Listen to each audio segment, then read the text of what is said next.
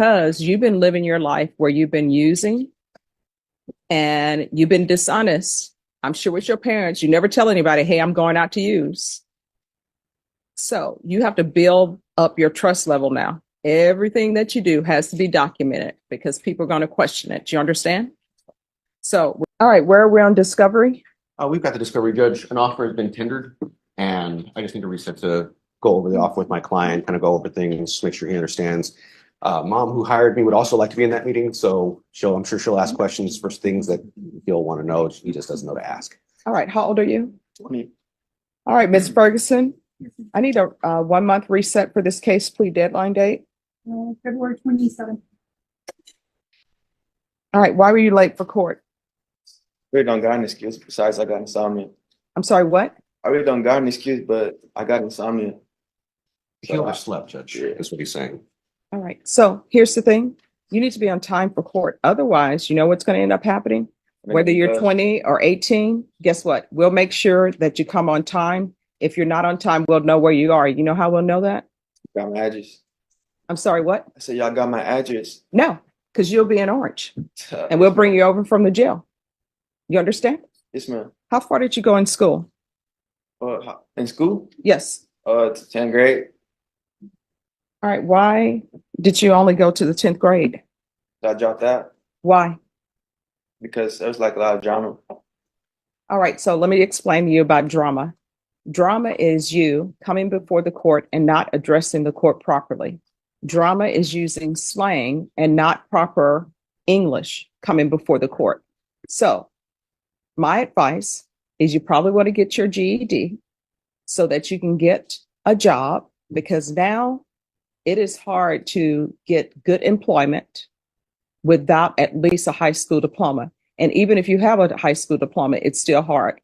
Guess what? People who go to college, and I'm not talking to people who go to college and they're getting a degree in philosophy, finding a job. I mean, people who are going to college, getting a degree in engineering, biology, they're all having a hard time finding employment.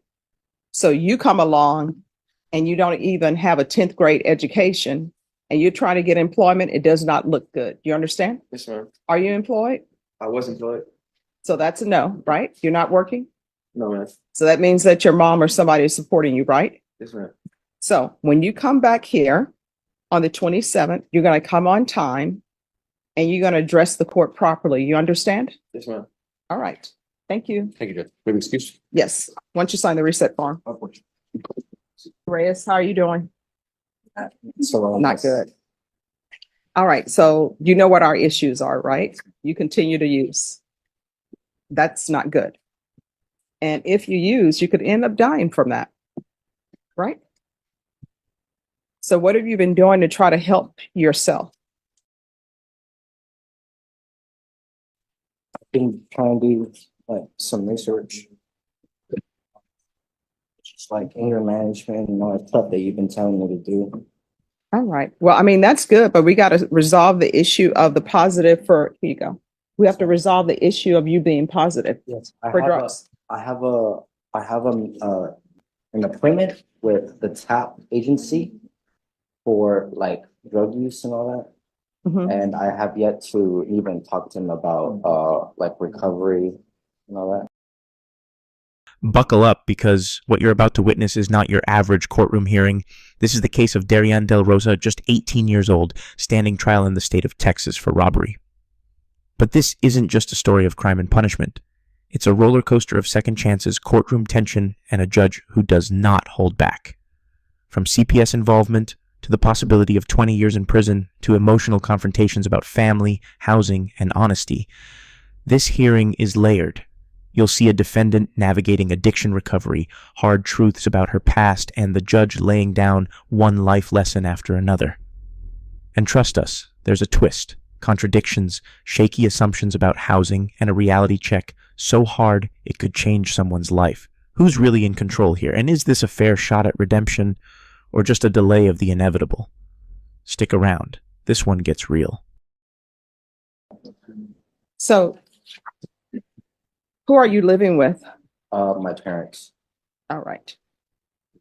And I'm pretty sure your parents are probably taking what you say at face value and you're probably being dishonest with them. Am I right? Because nobody goes to their loved ones and they ask them, how's your day going? I don't know anybody, unless they're so far down the rabbit hole. I don't know anybody who will say, oh, well, I just used some cocaine today. So I'm going to try to get the help that you need. I'm not trying to revoke you at this point, but you're going to have to work harder. You understand? Yes, ma'am. On remaining sober. So probation, go ahead and get his tap done. But I want to see if Lifetime Recovery is willing to accept him. And we're going to do a referral to Felony Drug Court. And you need to let them know and be honest with them about your usage. Felony Drug Court is a treatment program to help you maintain your sobriety. They're going to give you the tools you need, but they can only do that if you're open and honest with them. You understand? Yes, ma'am. All right. So, Bashan, let's do an alternate amend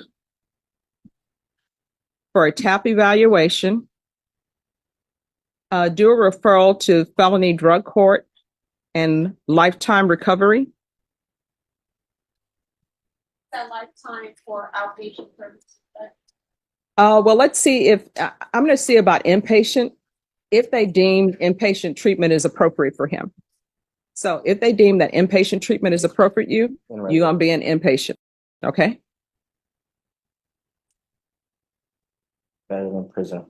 Oh, it is, because I what appreciate that. you're looking at 20 years potentially. It's better than prison, and it's better than potentially your parents having to identify your body, because that happens. And I'm going to want. Okay, here's the real weight behind that sentence. Darianne isn't going home anytime soon. She'll stay in custody until the Felony Drug Court accepts her. While this might sound harsh, this is actually her shot at freedom, if she follows through. Felony Drug Court is no joke. It's designed for people who are fighting both legal charges and addiction. It offers structure, therapy, and accountability. But miss a step, you're right back in that jail cell. And let's not forget, she's been in custody since February. That's over 6 months behind bars. So this isn't just a sentence, it's a last chance opportunity. Would you consider this justice or a wake-up call? Drop your thoughts below. 90 sober meetings in 90 days. Yes, Judge. Another issue that we're, not necessarily an issue, but a subject that we are trying to get clarification on, or direction from the court is the restitution, Judge. Oh yeah, the money. I was gonna start making payments because I started a couple projects and I should be able to start paying off the delinquent owing, because I know it's up to like almost $500. All right. What's the issue with restitution probation? Your Honor, we just want to close out the matter of restitution. From my understanding, and from the supplemental report received, the other party in the case, they're not looking for any restitution. Okay. And I did speak with the state, and they don't have any notes or anything in regards to restitution. All right. Then we'll close out the restitution. Your Honor, last time we talked, remember when you were saying that the restitution, you know, like if I had injured them and all that stuff, like but like I was trying to tell you that I didn't really do anything to them, and like I swear, like I really do, because I know I waived my trial away, but I don't know if there's any way. All right. So let me just explain something to you. And what I'm telling you, I used to always tell my clients this. Now, number one, they're saying that there is no restitution amount, so there's not going to be restitution. But number two, you know what your trust level is right now? 0. No.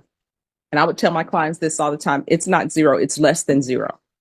And because you've been living your life where you've been using and you've been dishonest, I'm sure with your parents, you never tell anybody, hey, I'm going out to use. So you have to build up your trust level now. Everything that you do has to be documented because people are going to question it. Do you understand? So we're going to close out the matter of restitution, but you are going to do the TAP evaluation. You're going to be referred to Felony Drug Court. Make sure you do not miss that appointment. You understand? So, all right. Is there anything else? no, Your Honor. All right. Do better. Appreciate it. All right. So, a judge has just texted me. Somebody is claiming they are in trial in this court. And they are not. I'm not going to mention the name, but when they come in, I'm going to have to ask them, why are you claiming to be in trial in this court when you're not? And why do people do that? That is so easy to check. So the text message was, hey, quick question. Is this attorney in trial in your court? And I'm like, no, they're not. The only trial we held is with Mr. Stevens, and I believe it's Meyer. But that attorney's name is, and they're like, thank you, exclamation point. Just like that. See, people are always saying they are in this. And there it is. The moment the judge lays it all on the table, the courtroom tension hits a peak as he calls out Darianne for lying about where she'll live. Why does this matter so much? Because if probation officers can't find her at the address she gave, that it's a violation. That means an automatic motion to revoke, a warrant, and potentially 20 years in prison. It's not just a slip-up. It's a test of accountability. And let's be honest, the judge isn't buying the half-truths. He's demanding honesty. Now, because next time, there won't be a warning. So here's the question for you. Is the judge being tough to help her, or is this too heavy-handed? Would a second chance work if she's not ready to change? Let us know in the comments.